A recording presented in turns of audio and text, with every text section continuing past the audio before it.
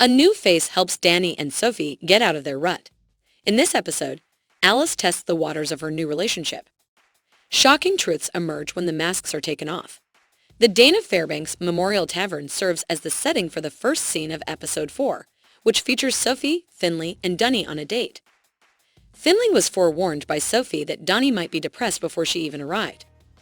Donnie is thrilled that her friend Roxy will be visiting soon to celebrate Halloween with her. Roxy shows there earlier than expected, while Finley, who has already cracked a few jokes in this conversation, describes how she is typically the fun friend. Donnie yells. Roxy refers to Danny as "debag." Alice's eerily seamless cohesion immediately intimidates Taylor. On the day of Halloween, Alice wants to prepare her home for Halloween so they can remain inside and watch scary movies. Taylor needs coffee, so Alice hurries to the kitchen to make it. Taylor asks, "Do you have any?" and then lets the words "contact solution" go. Patty looked amazing after Shane gave her a makeover. Shane also prepared breakfast. Tess is unimpressed by Shane's costuming abilities and disregards her inquiries about their dinner reservation that evening because she is too preoccupied with her own affairs, such as meeting with the contractor for the poorly planned bar tour, taking her mom for a walk around the reservoir, and recalling what her mom wore for Halloween the previous year. Micah believes that if he is dressed as an avocado, he won't be able to ask serious questions about raising and giving birth to children. Maribel and Micah will go meet the only trans and non-binary parents that they know. After that, we travel back to California University to meet Bella, Angie's roommate. Bella needs Angie to be at her performance that evening because she recently landed her first ever paid acting gig. Angie makes up an excuse that she has to study and can't go, even though she is clearly hanging out with her boyfriend, a teacher. Following her project pitch, Angie approaches Hendrix with extraordinary confidence and yanks on his shirt as the class comes to a close. "How do you smell?" "That good all the time." Cut to Maribel and Mike is showing up for a kid-filled Halloween party. Just as they approach the threshold, a toddler throws up on Michael's shoe and is instantly snatched up into Reese's arms. A coworker of Maribel's. Then Max, Reese's partner, appears. Max introduced trans masculinity to queers, which was beneficial in some ways, but detrimental in others. Since Angie and her teacher are both wearing costumes, Angie believes they can hold hands because none of their identities will be recognized. They come to a haunted home, and Angie is dying to go inside, so she persuades the man to go with her. The Dana Fairbanks Memorial Tavern is crowded with revelers wearing Halloween-themed attire. But after saying previously that she planned to go hard for Halloween, Donnie has chosen the most straightforward Halloween cat costume ever. Roxy has a lot of white makeup on her face and is dressed as a person in a white muscle tee.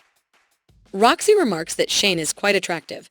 Donnie asserts that Shane has a significant other and Sophie murders. "She'd probably sleep with you anyhow." No. According to Finley, Shane and Tess are already legally wed. Finley shakes Sophie off as she moves in closer and whispers, "I kind of witnessed something the other day."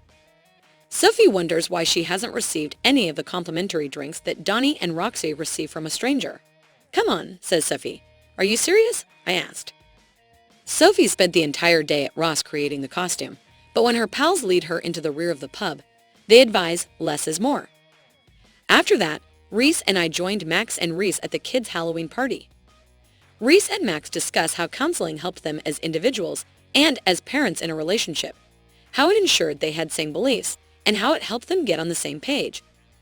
Micah agrees with this way of thinking, but Maribel rejects it right away. As we return to the spooky house, Angie and Hendrix can be seen laughing together when Bella shows up. They have just finished a public kiss. It turns out that Bella works at the haunted house. Angie dismisses Bella's observation that she kissed a man who had clearly been able to remain hidden from the remainder of this conversation. But Bella is unconvinced. "We kissed before I even realized he was going to be my teacher, so I suppose that's good." Hendrix asks Angie whether it's strange that he is her teacher. When she returns to him, Tess is on the phone with Shane in the back room of the Dana Fairbanks Memorial Tavern, telling him what they are having for dinner that night. The agency sent Victor a new nurse rather than Gloria, their regular nurse, and Tess won't leave her mother alone with a stranger. As Tess speaks about Victor, the latter stands awkwardly in the background. Gloria must need a day or a night off at some point. And if Tess is the type of daughter who cancels date night because she doesn't trust a new nurse to watch her mother for a few hours, which is okay, then she is not in a position to start a second small business. Danny and Roxy take the sleeves off Sophie's jacket, rip off the plush animals and dogs, and belt it in the restroom of the Dana Fairbanks Memorial Tavern. Your costume is now equally idiotic as ours. Sophie persuades Donnie that Roxy is into Donnie. As Roxy is in the restroom stall, Donnie interjects with a far better plan when Roxy leaves and begins to ramble about other parties where they can encounter sexual prospects. Returning home to party, Roxy adds, "I'm almost out the door. Honey." In the meantime, Shane is texting Ivy to meet up, since he is feeling irritable in the back room of the Dana Fairbanks Memorial Tavern. She pours some straight bourbon and sips it in order to make sure she's out. Finley pops into the back room, as per Shane she is. Finley has not persuaded Maribel, is exhausted, and would prefer to get home. Micah still has some questions, so he isn't prepared to leave. Micah claims he can't truly Google these kinds of queries, despite Maribel's suggestion that he used Google. Micah stays while Maribel returns home to be a lonely avocado. Halloween movie night has begun. Taylor is wearing the same shirt she slept in, and Alice is also wearing a cute sweater. Popcorn is also present. Taylor is forced to admit that she can't keep her eyes open because she's had her contacts in for 48 hours, and one of them is stuck all the way up in her brain while Alice believes she's asleep.